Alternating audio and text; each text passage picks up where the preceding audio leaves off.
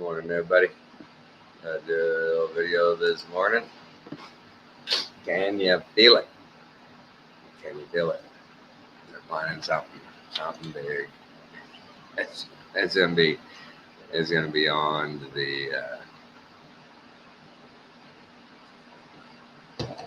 2020 thingy dilly with the Bodie dilly. It's gonna be way beyond that kind of stuff. I don't know who heard, but I think yesterday or the day before they were meeting this weekend. So I'm guessing it's yesterday or the day before.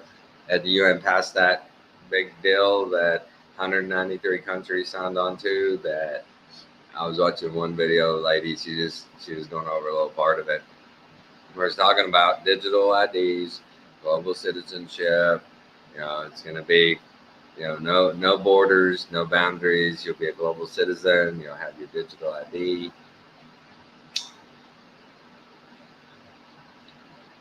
And basically the system will run everything. And they state right in there, AI, the AI driven. Who's writing the AI? Who's programming this AI? Said they're going to take those decisions. A little excerpt she wrote said something about they'll take those decisions out of the hands of people and let AI sort it out. Yeah, I mean these people, guys. Here it goes. Man, that's what's crazy is I've been saying it for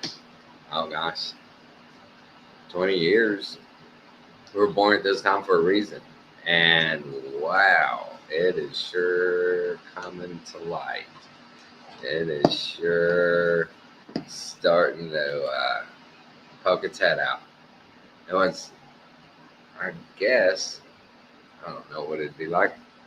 Do you look back on history and go, well, those people that were 57 years old, like I am, and 1928, were the times crazy? Did they see something coming? They call it the Roaring 20s. A lot isn't said about the 20s, but a lot of crazy stuff went on in the 20s. Look at the 20s. It was great.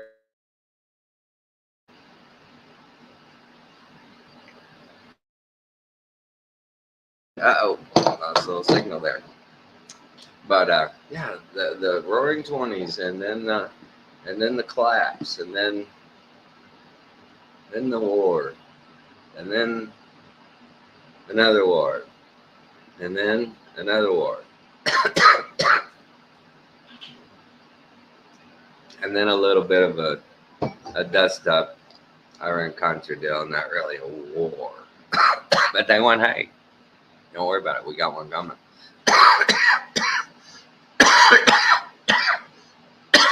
Sorry. We got one coming. Then Desert Storm. Then Iraq. Afghanistan. Wow. 1918, World War II, or World War I, I mean. And then the crash in 29. And then World War II in 40. And then Korea, 52, I believe it was. And then Vietnam, 62. Oh my God, Kennedy. Wow. How can you think that we could have peace, love, and unity when they've never let us have it? Think about that. I think if these people would just take their hands off, we'd all be fine. They start the shit. There's some big's coming. A lot of people are speculating on what it's going to be.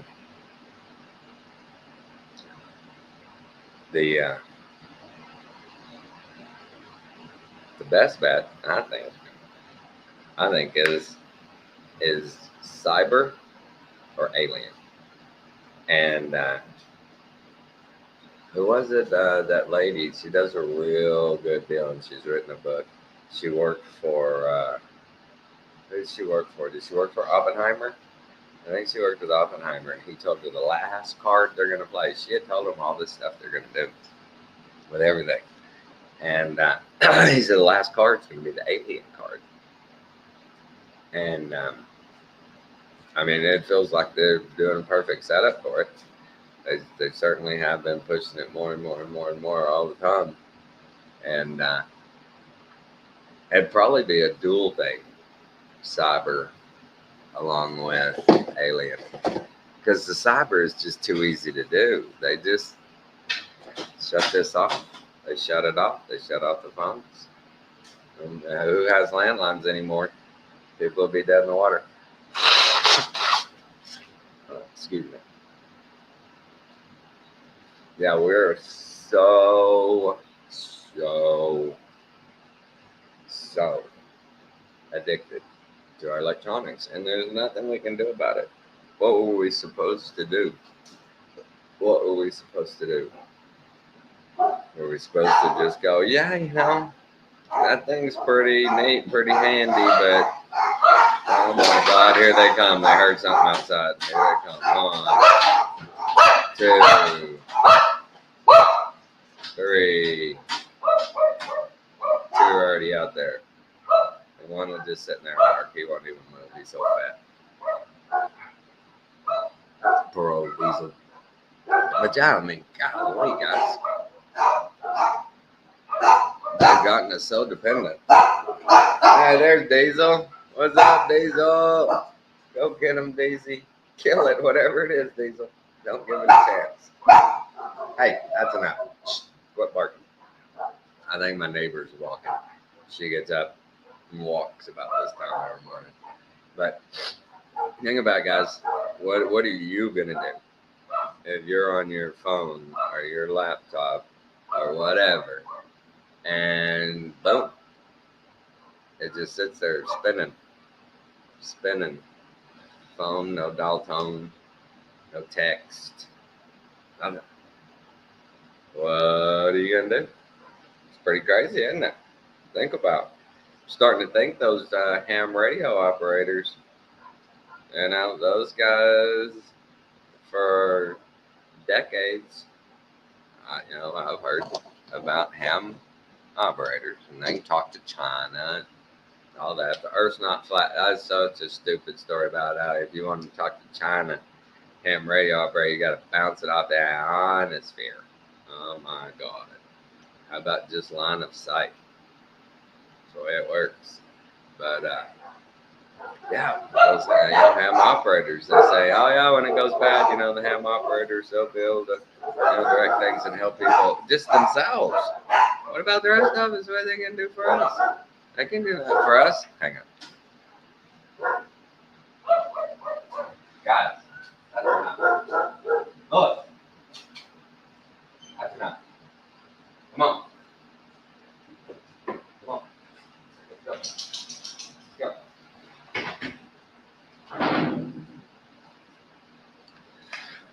Sorry about that.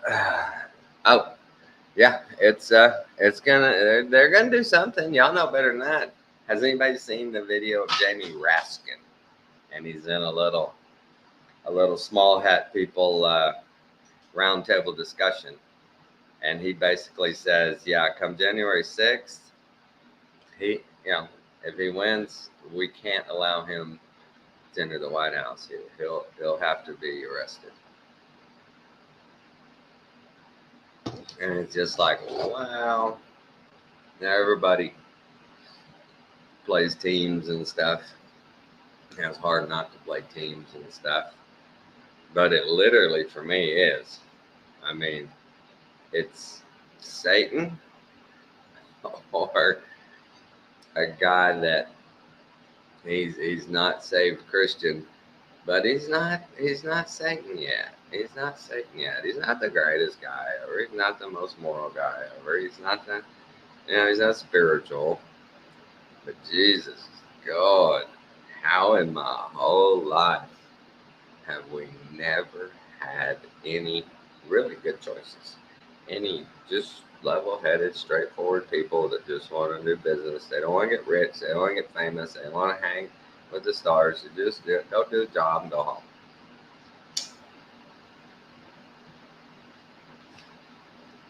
Never once. It sure makes it obvious that all of our presidents are selected because it's just, I mean, people say Trump was the anomaly, and he might have been. They might not have been prepared to cheat to a level they needed that in 2016.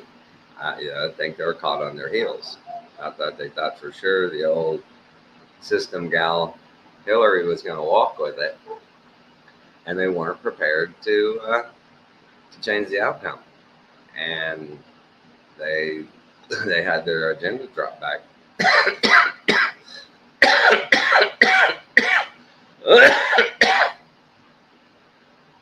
Yeah, it's my whole life. It's just been wow.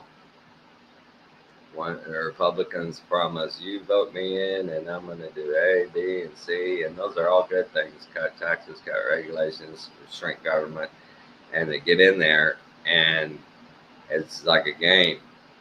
The Democrats introduced these bills with just the most ridiculous shit in it. And they talk about the ridiculous shit. And they go in and they carve it up and they pass it and they go, yeah, it's a good thing we passed that and we went in and changed it. It was terrible. No, it was terrible what you passed. You just don't tell us what's in it. Like Nancy says, what a great woman of history, huh, Nancy Pelosi? We have to pass the bill to see what's in the bill. Well, now why don't you tell us what's in the bill before you ever pass the bill? No, I don't think so. But that something big's coming. Wow. If you can't feel the frequency and the vibration more and more in probably the last 6 months, I don't care where I am, all of a sudden, man, I just get this high pitched frequency coming from one side. And it is weird. Last week I was out taking care of my parents again, and I'm sitting on the patio smoking with an old friend, and we both all of a sudden go, "Oh wow, do you hear that? Oh," I said, "You can feel it? I got pressure on the side of my head." She was like, "Yeah, yeah, I hear that." She says, "That's weird," and I said, "That happens all the time around. I don't know what the heck it is, but it happens all the time." But what do we do? What are you going to do when they do a blackout? What are you going to do when you hear the roar of the UN troop transporters rolling down the streets? And they think, I mean, that UN deal they passed, 193 countries said, yeah, I don't think so. And have y'all been seeing the truth coming out about old mustache guy? Wow. He wasn't such a bad guy. If you've seen the translated speeches of his, man, he's just going, hey, Germany used to have a culture. We used to have our history. And we used to be prosperous. These people came in and they perverted our culture.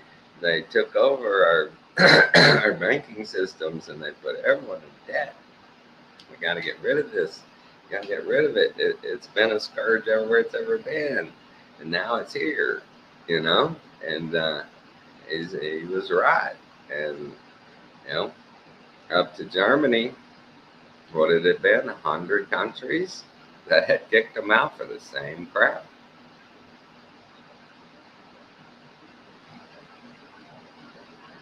It's just what a deception. What does the Bible say? A deception so great, even the very elect will be fooled. I'm telling you, and my little mind with very little knowledge that I have looks back and goes, been a pretty big deception. Pretty big. Oh, if you haven't seen it, you gotta watch. What's her name? The fitness gal, Jillian. What is her name? Jillian something. She testified before Congress, And man, that was great. She went off on the government and poisoning our food and poisoning America, and she was going over the numbers of obesity and illness, and she just was hitting the nail on the head at every single point, man. She's like, we got to do something, man. This is too late. We trusted the government. We trusted that those things they were allowing on the shelves were good for us, and they were not. She says, how do you tell a child that it's more heart healthy to eat Honey Nut Cheerios than it is to eat fruits and vegetables? How do you do that? You know, and they had boxes of, what did they have? Uh, they had a kid's cereal. It was like Fruity Pebbles, right? And they pulled out a box. They said, and they just pulled it out of the bag, and they said, this is what's sold in Canada. And laws against red 40 and a couple other things. And they pulled out the American box, and it's just full of color, just all kinds of color. They got, wow, these people know those are bad for us. They take them out. They say, no, we're not going to hurt our people. And our government says, throw them in. It needs to be appealing. We want them addicted. We want them to crave these foods. We need customers. We need sales.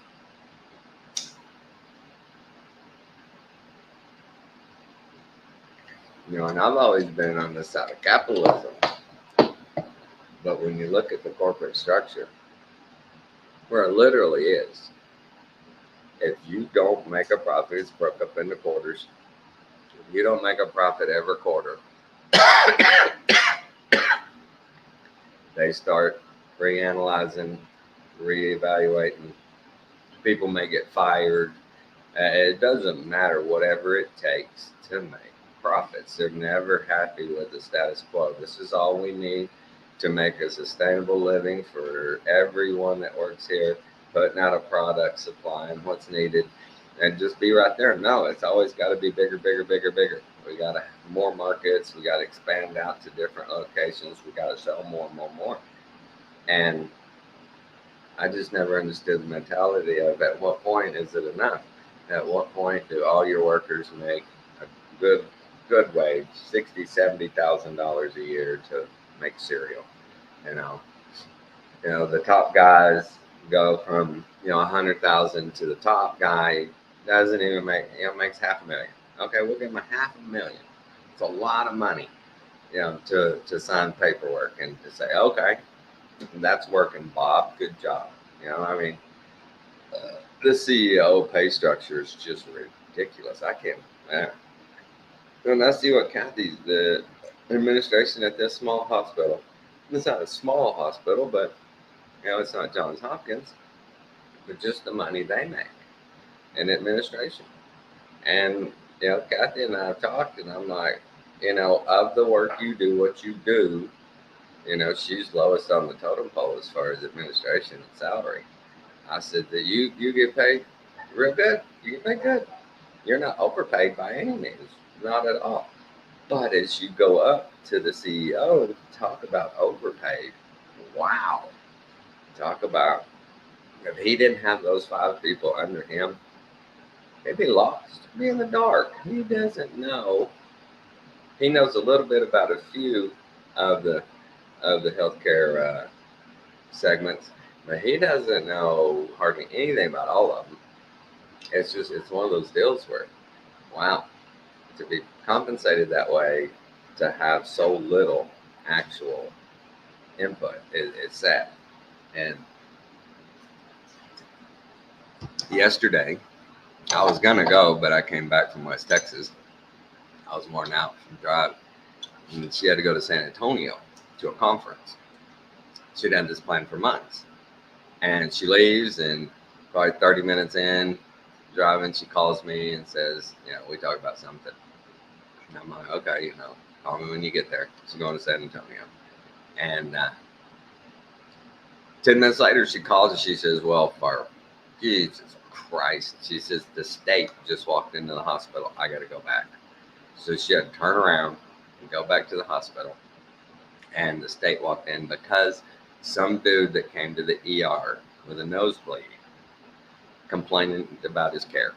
They called the state, and the state came in to investigate. And so she has to go back, and she's there all day with this old gal investigating this guy's nosebleed.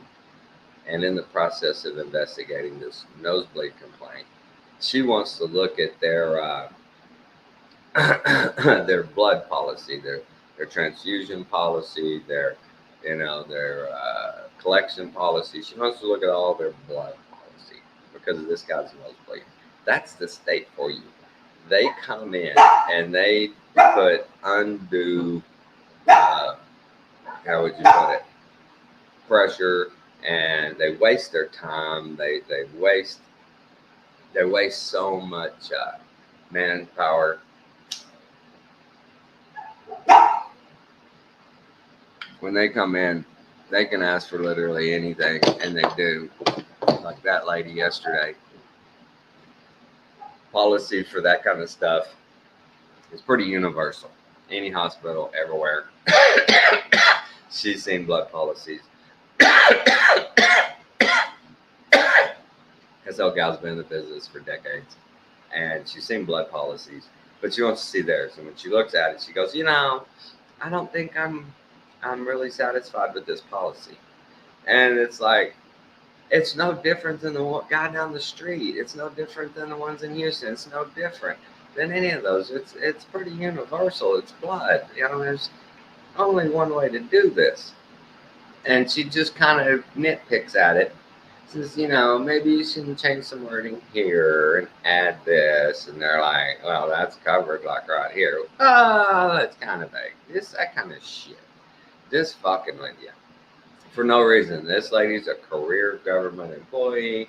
She was, my wife checked into her and asked about her because she's just been giving her hospital shit since she got there. And it's found out that, the old gal had a falling out with the old CEO and old CNO, and they just did not like each other. And it was a bad deal. And now anytime she gets a call about them, she blazes a trail.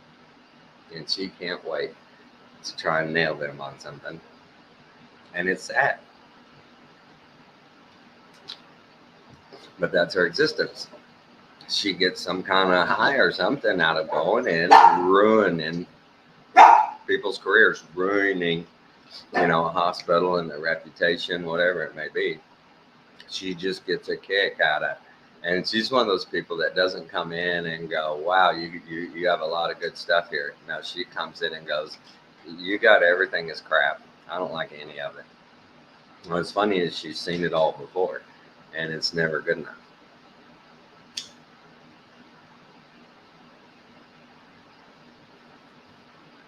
And that's where all those biases come in politics and all that. Both sides do it. Our guy's bad, okay, fine, but he's not as bad as your guy.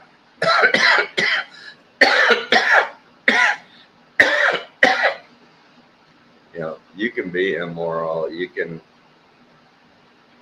have taken advantage of people in business. Like Trump said to Hillary, hey, y'all made the laws, I'm just following them, type of deal. But the cheating, just the cheating and the lying and the stories, they make up some of the craziest shit.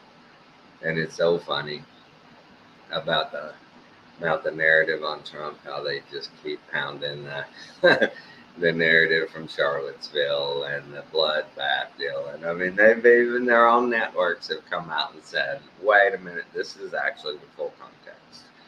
This is what was said. So yeah, it wasn't that bad. He shouldn't have said it, but it wasn't that bad. But they just keep boom, saying it. It's the Saul Alinsky rules for radicals deal. Just keep saying it. Just keep pounding it. And do the most absurd lies. And when they call you on it, you call them a racist, or you call them a bigot, or you call them, a phobe of some kind. You're relentless. You're just a psychotic, relentless narcissist. And when half of the Democratic Party, Hillary Clinton, doing her thesis on Saul Alinsky, tells you everything you need to know. I mean, good Lord. Wow. And what does Kamala say? We must be unburdened about what has been. That's an old Mao thing. Mao during the what they call their revolution. That was one of his things. Is hey, we got to get rid of the old ways. That's gone. We're going to be a whole new China. We're going to be a whole new country, and we're going to be unified. We got to be unburdened about what has been. We got to let it go. And wow, that's straight out of the Communist Manifesto type stuff. It's whoa. Why did I say Communist Manifesto? Oh, yeah. I was thinking of a mustache guy, and that's Mein Kampf. I got to read Mein Kampf someday. I read a lot of excerpts from it and stuff.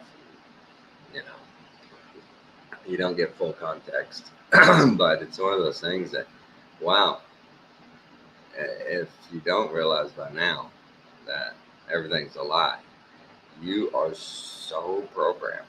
Wow. And it's hard to see these people that can't break out.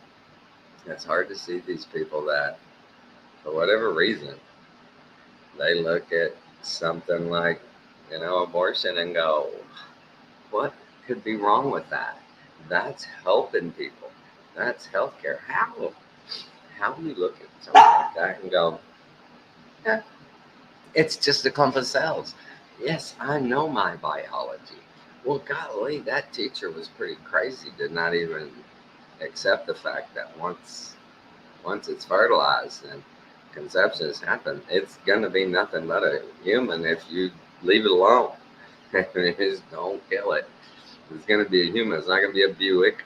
It's not going to be a mailbox. You're not going to get a fruit tree. There's only one thing, and these people just constantly just look you right in the eye and go, it's nothing. It's not sentient.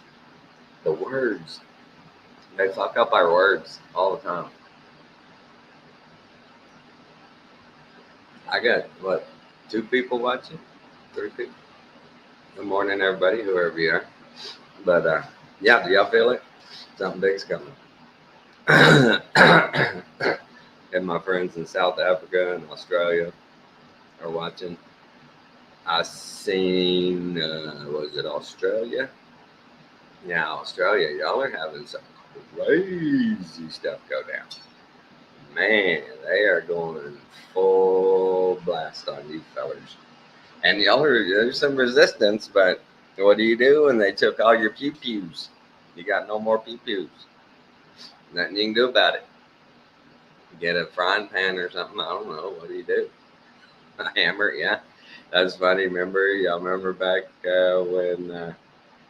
when England banned all their guns, like within 2 or 3 months, the sale of baseball bats went through the roof and hammers and stuff. They're like, okay, fine. You're going to make it a little harder for me to inflict death on people, but okay, I'll adapt and overcome. We're all Marines in the end, I guess.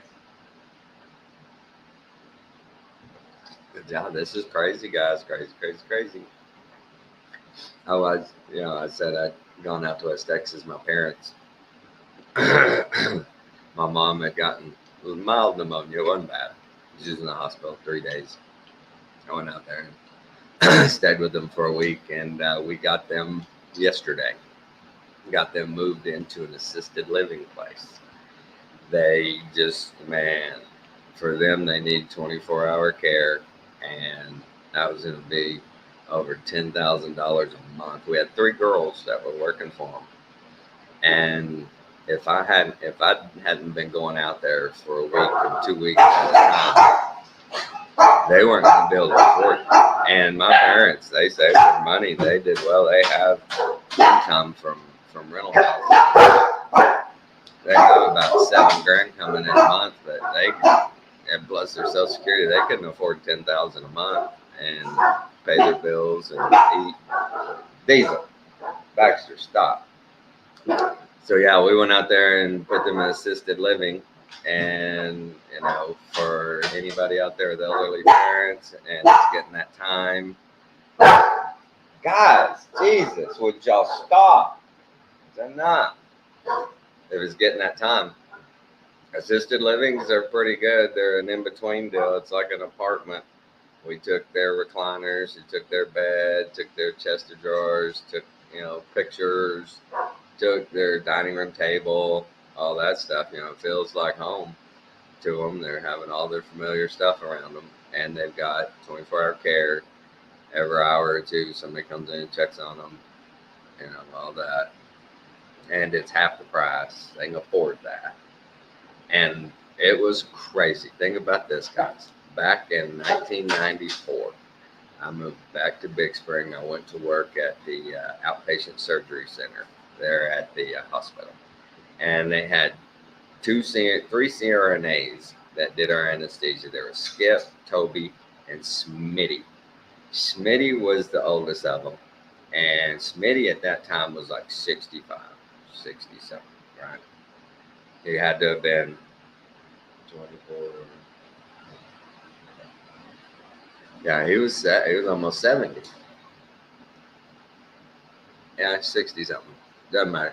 But we're sitting there, my parents are being, interviewed and told about the place and all this. And this old guy comes with a walker into his double doors are open. And our friend, Kate, she's elderly. She's 80 and she lives by herself and she still drives, right? I mean, that's life. She's 81. My dad's 79.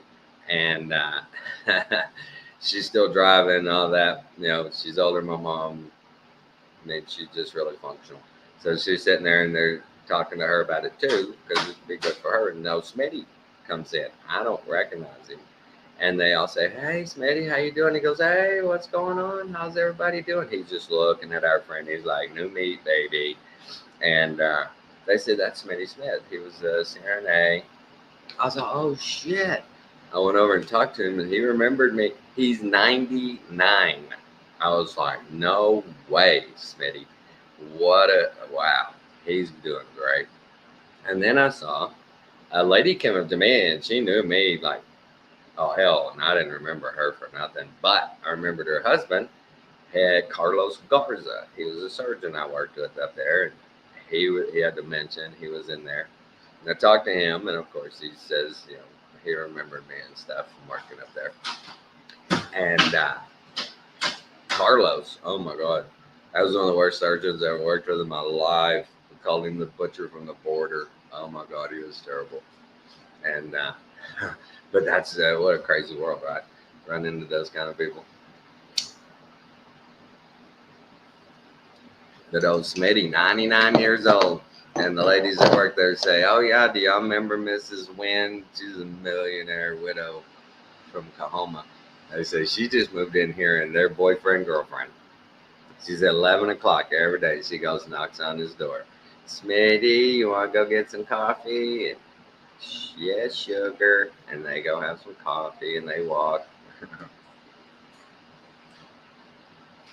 But it was not seeing them. And my parents, my brother sent me pictures. They're all settled in. They're going to finish them off today, hang pictures, do all that. But it's coming, guys. It's coming. I don't know what it is. I don't know how it's going to hit. But just be discerning. Be wary. Be as wise as a serpent, as cunning as a fox, and as gentle as a lamb. You know how we operate. We're not violent. We're not like that. We, you got to live in the spirit, have faith. It'll be all right. We'll have that hedge of protection. I pray for all my friends and family, my subs. It's getting time where we all need to get in that same mindset, that same spirit, the same frequency. We know we win in the end. We know it's going to be a struggle, but we can minimize that struggle. We can we can make it as productive as possible. We can make it mean something, in our sphere of influence. That's where it starts. So many people look on the periphery and go, "What could I do with the government? I can't do nothing about that." Well, those people came from somewhere, and it started local. And you see all these town hall meetings all over the country. They're starting to play them out for the public now, and all these people are going, "You people are scum. Y'all are the worst. You don't care about us. You don't listen to us." And all these bored people, get them arrested, because they call them an asshole. That's it. I ain't taking that. Get them out of here. Right? We have every right under the First Amendment. But these people, they get into these positions, and it's like they know nothing. It's like they know nothing about our First Amendment, Second Amendments, Fourth Amendments. They don't have any idea. They just sit up there and play their king of their city, I guess. I don't know what their motives are, but very rarely does it turn out that you see a town hall meeting where the people are going, "Thank y'all. Very good job. Very good job. Y'all made some great decisions this last year. Amazing. We're doing great. Property taxes went down. Da da da. Crime is better." You don't ever see that. You do not ever see it. You don't see that in school boards. You don't see it in town halls. You don't see it anywhere. Why are these people being elected under the premise of "I'm going to do better and I'm going to do what's right for you," and never do it? It doesn't matter. It doesn't matter.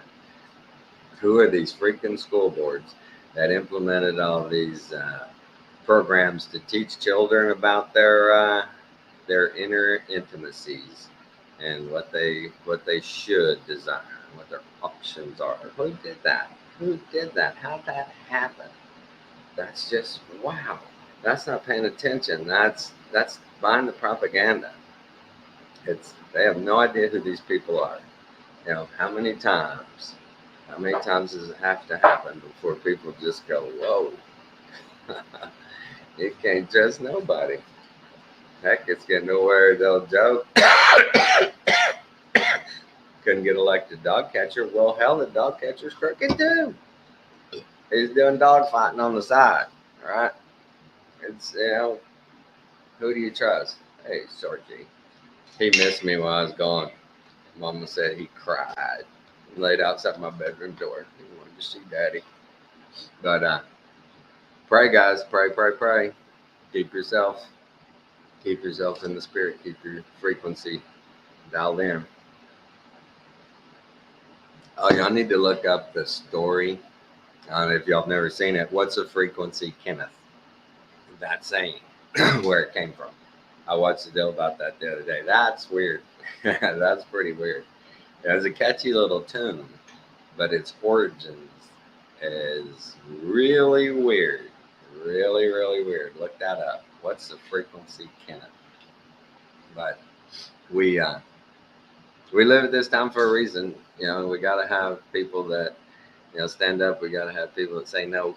That's the only way it'll ever change. Just say no. No, I'm not going to do that. I'm not going there.